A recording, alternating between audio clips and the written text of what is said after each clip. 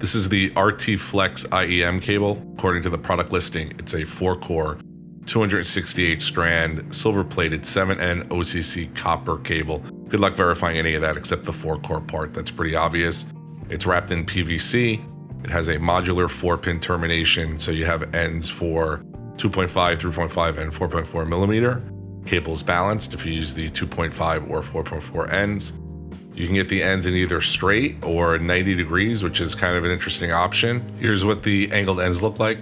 On the IEM side, you can get a 0.78 2-pin, MMCX or QDC connector. The listed length is 1.2 meters. Inside this nice little box, we have some paperwork and a case that the cable will come in. Pretty cool that it comes packaged this way, but honestly, I'd rather the product be a few dollars cheaper. You don't really need this kind of stuff.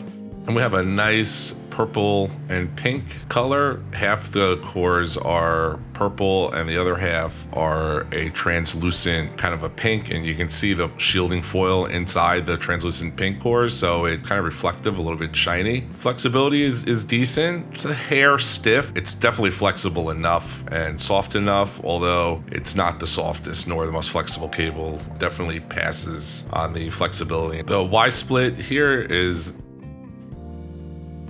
pretty small, actually, smaller than usual. That's a good thing. Won't be too heavy. And the chin cinch is tight, but not too tight. It's definitely not going to fall down on its own. Not bad. So far, so good. Feels nice. Wow, this end is really small as well. We'll have more of a look at that when we have a look at the swappable connectors. Let's take a look at the ear hooks. Yeah, so these hooks are a little bit big and open in shape.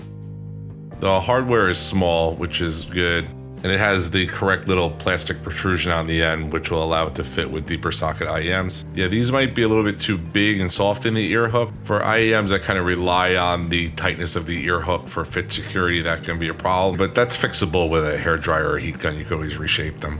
I've got the Moondrop land here, which has a fairly deep little recess or whatever you want to call it in the socket. So let's see. Yeah, these go in here pretty nice. That looks really good. So yeah, if you've got IEMs that have this Moondrop or Truthier style kind of deep recess, these are going to fit well, and maybe a little too well. This is a little bit tricky getting out. Yeah, be careful here. You know, things are too tight. It's not awesome because you can damage something, but this is brand new, so it will break in after you unplug it and plug it in a few times. So a little bit tight at new is definitely better than too loose. And on a more flat style socket, these are the heyday perfect. And the little outcropping of plastic is clear, so they look good.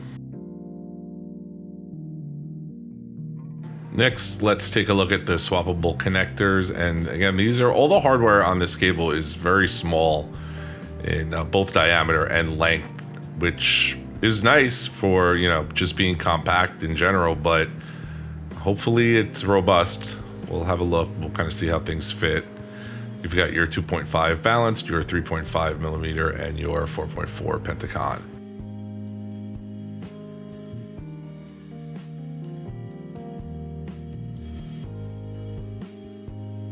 And for anyone who's curious about the exact lengths of this part of the connector, there's some measurements on screen.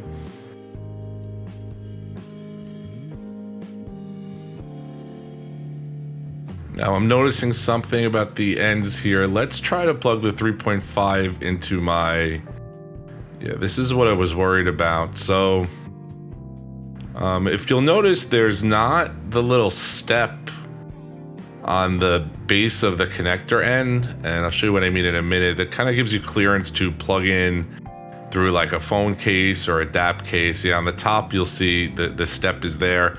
On these connectors, they have deleted that little step, so the connector barrel fits very close to the device.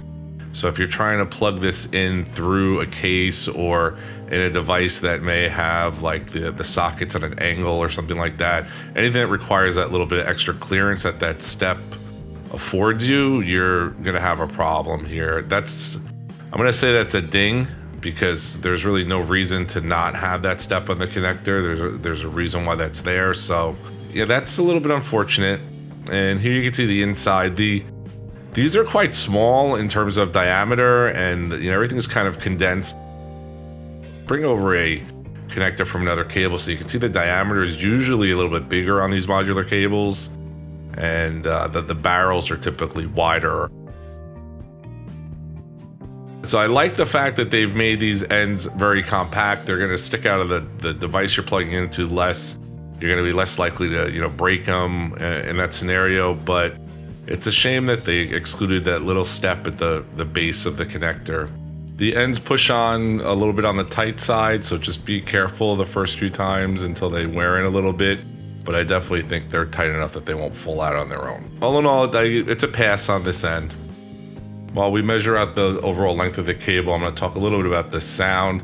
It's a pass on the sound. I don't hear anything wrong with the sound. I don't really believe that the cable has too much of an effect on the sound quality. As long as you don't hear something funky, then you're good. So sound quality is a pass. And as you can just see, the overall length is as advertised, about 1.2 meters. Let's do a test wrap here. Like I said earlier, a little bit on the stiff side, but it's okay. It's not.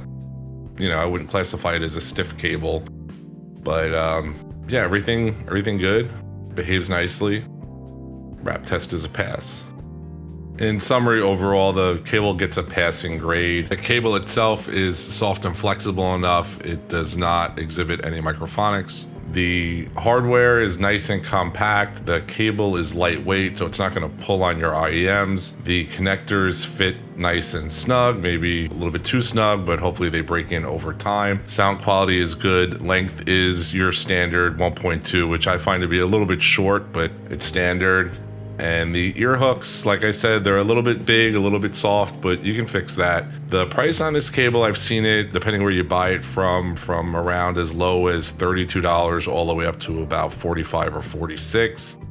I'd say if you can get it for under $40 and you're looking for a modular cable, it's a nice cable. I would recommend it in like I said, the under $40 price range. Thanks for watching.